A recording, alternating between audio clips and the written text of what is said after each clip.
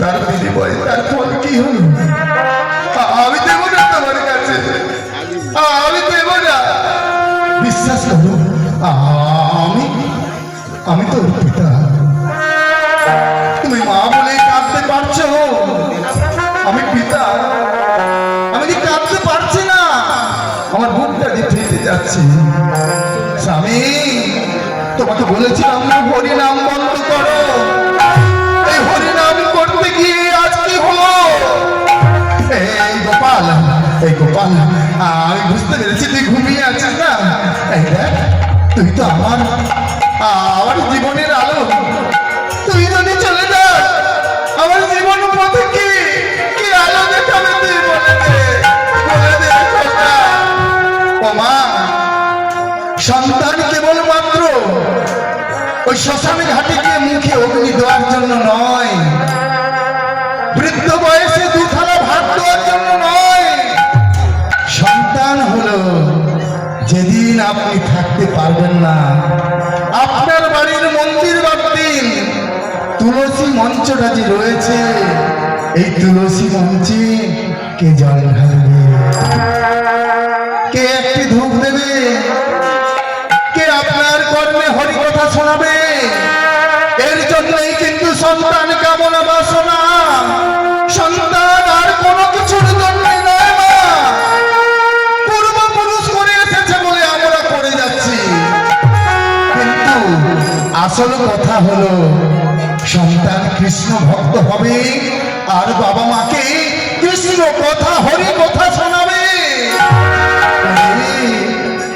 তুই যদি চলে যাস, কে আমাকে আমার মনের কি আশা জোগাবে? তুই বলে দে।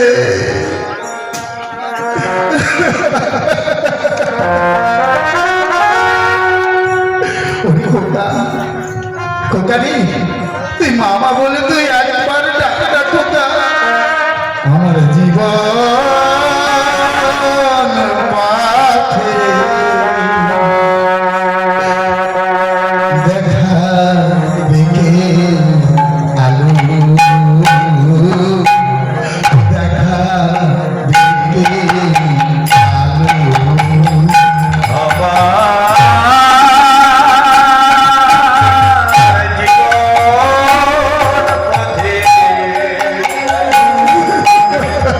দেখা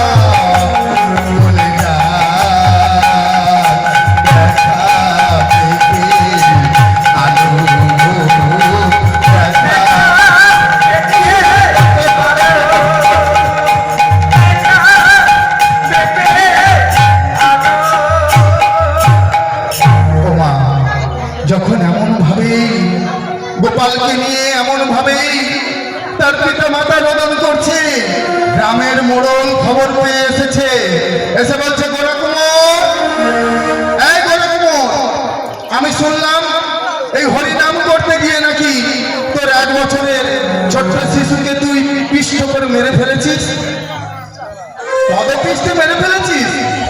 মোড়ল মশাই ঠিকই বলেছেন, হরিনাম করতে গিয়ে কখন যে আমার গোপাল আমার পায়ের তলায় এসেছে আমি জানি না গো।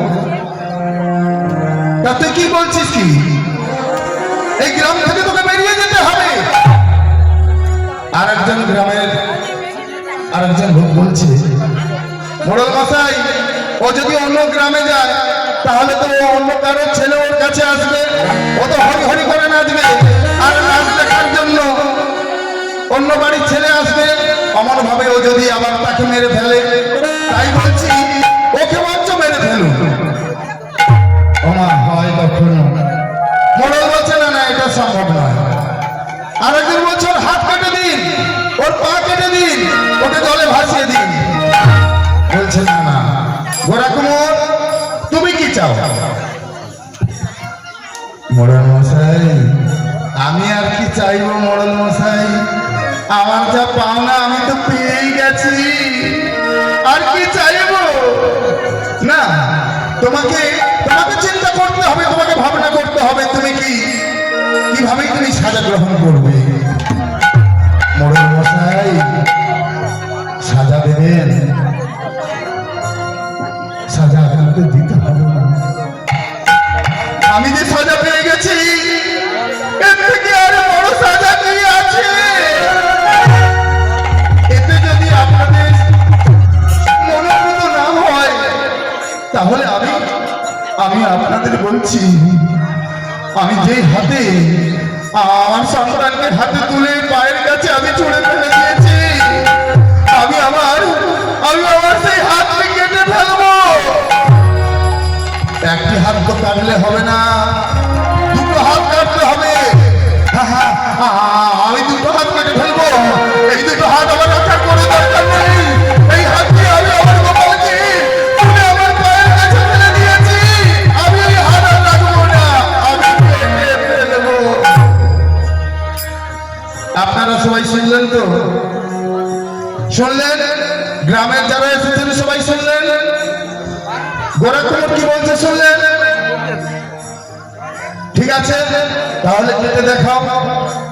লক্ষ্মীপ্রিয়া, ও লক্ষ্মীপ্রিয়া, গোপালকে আমার কাছে দিয়ে আর ওই বাড়ির ভেতর থেকে ধারালো অস্ত্রটা লক্ষ্মীপ্রিয়া গোপালকে গোরা কুমোরের কোলে দিয়ে স্বামীর কথা মতো বাড়ির ভেতর থেকে ধারালো অস্ত্র হয়েছে।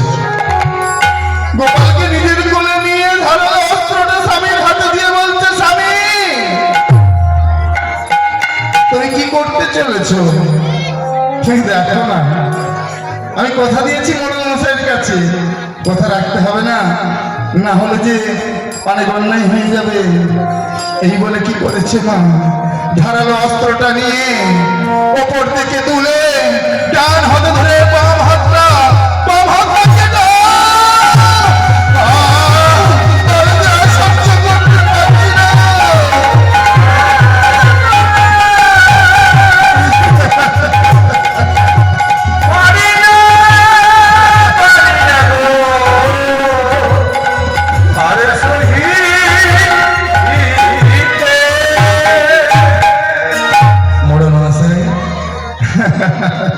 এই দেখুন না, এই দেখুন আমি আমার হাতটা কেটে ফেলেছি, এই দেখতে পাচ্ছেন, এই যে আমি আমার হাতটা কেটে ফেলেছি।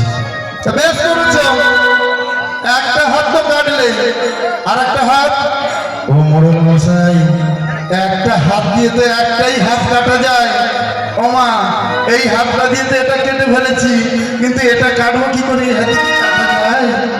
মোড়ল মশাই একটা হাত দিয়ে একটাই হাত কাটা যায়, আর একটা হাত তো কাটা যায় না। ও তোমার ছাল চাতুরি বুঝতে পেরেছি, তুমি কথা দিয়ে কথা রাখছো না, আর একটা হাত কাটতেই হবে তোমাকে। চিন্তা করো না, কথা যখন দিয়েছি কথা আমি রাখবো। ওমা কি করলো, ওই প্রজ্বলন করল। কুমার শালা অগ্নি প্রজ্বলন করেছে, অগ্নি প্রজ্বলন করে আর একটি হাত নিয়ে ওই আগুনের ভেতর ঢুকিয়ে দিয়েছে।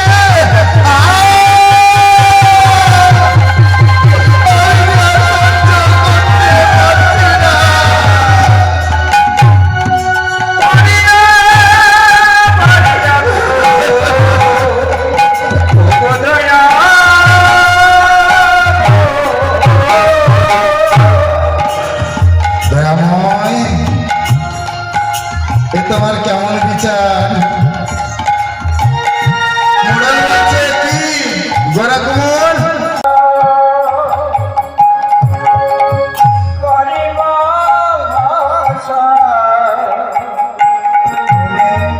কারিবা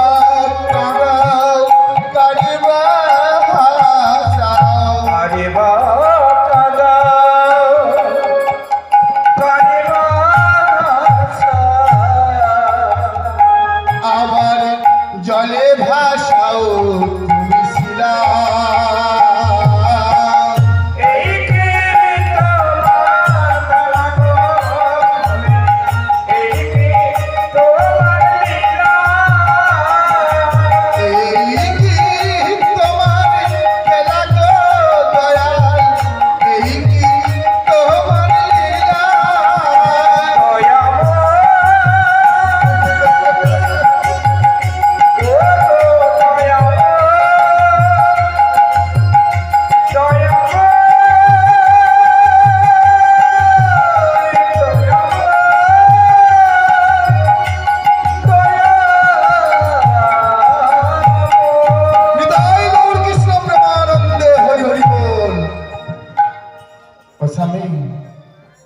স্বামী চলো চলো আমরা যাই, আমরা আমাদের ছোট গোপালের শেষ কাজটা সম্পন্ন করে আসি। দেখুন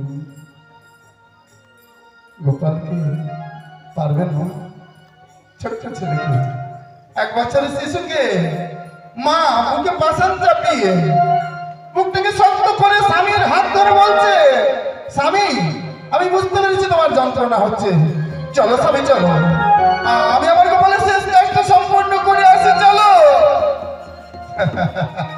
চলো শেষ কাজটাই সম্পন্ন করে আসি। শেষ কাজ সম্পন্ন করতে চলে গেল। শেষ কাজ সম্পন্ন করার পরে 2 দিন কেটে গেল, 3 দিন কেটে গেল, বলতে বলতে 8টা দিন কেটে গেল। ঘরে তো এক মুষ্টির তরুণ ছিল না, কোন গ্রামবাসী দেখতে আসেনি। ওমা আপনার যখন অর্থ থাকবে, আপনার যখন প্রতিপত্তি থাকবে, আপনার ব্যাংক ব্যালেন্স যত বড় হবে, আপনার গাড়ি বাড়ি যত থাকবে, দেখবেন আপনার বাড়িতে আত্মীয় স্বজন বন্ধু বান্ধব পাড়া পড়শির ভিড় জমে যাবে। আর আপনি যদি নিঃস্ব হন, আপনার কাছে কেউ আসবে না। হ্যাঁ ওমা একটা ছোট্ট কথা বলি, এটাই হচ্ছে সমাজের নিয়ম। আপনারা বাড়িতে হরি পূজা করেন, হ্যাঁ হরি পূজায় কত টাকার বাজার লাগে বাবারা বলতে পারবেন? খুব কম করে হলো 300 টাকা। কি খুব খারাপ বললাম? 300 টাকা হলে অনেক বেশি হয়ে যায়। কি খারাপ বললাম? কি বাড়িতে হরি লুট দেবেন, 300 টাকা হলে বেশি হয়ে যায় না? হ্যাঁ কিন্তু একটা মনসা পুজো করতে কত টাকা লাগে? 1030 ধরো, তাই না? 500 হরি লুট দিয়ে হরিবল হরিবল হরিবল করে দেবেন, তাতেও ভগবান সন্তুষ্ট হবে। কিন্তু মা মনসা যদি রেগে যায় তাহলে উপায় থাকবে না, কিন্তু ফস করে দেবে। কিন্তু মা এই হরি পূজার বাজার আপনি কখনো যদি করে থাকেন, দেখবেন কোনো না কোনো কিছু একটা অভাব পড়ে গেছে। অত সহজ নয়, হরিকে সেবা দেওয়া এত সহজ নয়। কেন? উনি তো কাঙালের দয়াল, হ্যাঁ নিশ্চর ঠাকুর উনি, যার কেউ নেই তার উনি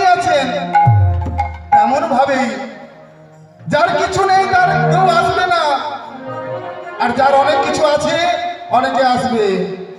দেখবেন কালী মন্দিরে ভিড় জমে যায়, আর একটা রাধা মাধবের মন্দিরে যদি গ্রামে থাকে কেউ একবার হরি হরি বলে না গো, হরি হরি বলে না গো।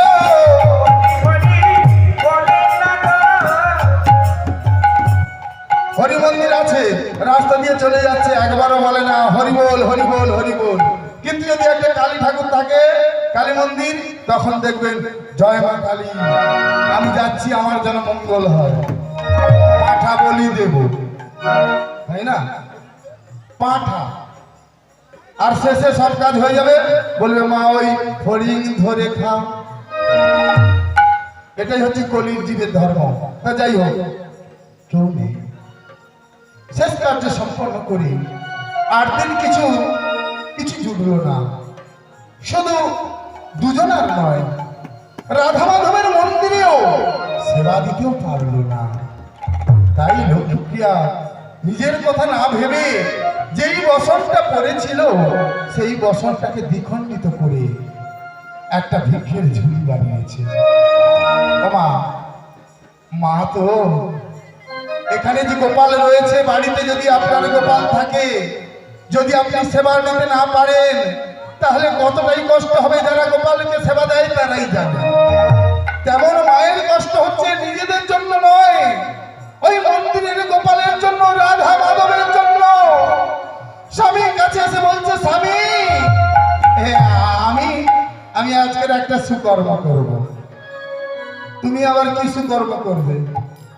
ও স্বামী, আমি না, আরে আমি না কি বলো, তুমি অনুমতি দিলেই আমি যাব। অনুমতি দিলে কোথায়? ও স্বামী, আমি আজি ভিক্ষায় যাব, আমি আজি ভিক্ষায় যাব, আমি আজি ভিক্ষায় যাব, অনুমতি দাও না স্বামী, আমি আজি ভিক্ষায় যাব।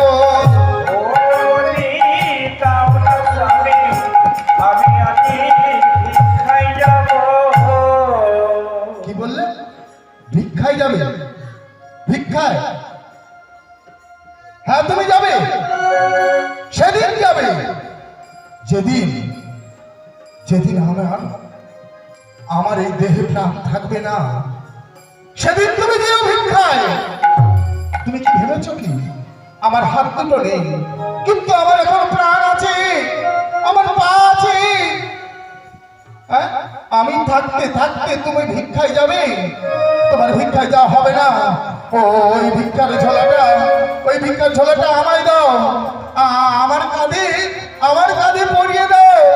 লক্ষ্মীপ্রিয়া, তুমি আমার কাঁধে পরিয়ে দাও। লক্ষ্মীপ্রিয়া পরিয়ে দিয়েছে মা, লক্ষ্মীপ্রিয়া পরিয়ে দিয়েছে। কেন বলুন তো? বাড়ির স্ত্রী যদি পরের বাড়িতে ভিক্ষে করতে যায়, এক্ষুনি তো দুধ দূর করে খেদিয়ে দেবে, ওরা তো মাতৃস্বরূপা, তাই না মা? স্বামী থাকতে থাকতে স্ত্রী বাইরের কাজে যাবে, এটা ঠিক কথা নয়। কিন্তু এখন ফ্যাশনের যুগ, দেখবেন কেরালায় স্বামী স্ত্রী দুজনেই চলে যাচ্ছে। আর এদিকে গোড়াকুমোর বলছে না, যার যেমন, যাকে যেমন কি দেওয়া দরকার, সম্মান দেওয়া দরকার, তাকে তেমনই সম্মান দিতে হয়। তাই বলছে তুমি আমার কাঁধে দাও, তা কাঁধে দিয়েছে। গোড়াকুমোর দুটো হাত, একটা হাত পোড়া, একটা হাত কাটা, যাচ্ছে পাড়া, গ্রামে যাচ্ছে, নগরে যাচ্ছে। কি বলছে জানেন? আমায় ভিক্ষা দাও গো নগরবাসী, ধরি সবার পায়ে। আমায় ভিক্ষা দাও গো নগরবাসী, ধরি সবার পায়ে। আমায় ভিক্ষা দাও গো নগরবাসী, ধরি সবার পায়ে। আমায় ভিক্ষা দাও গো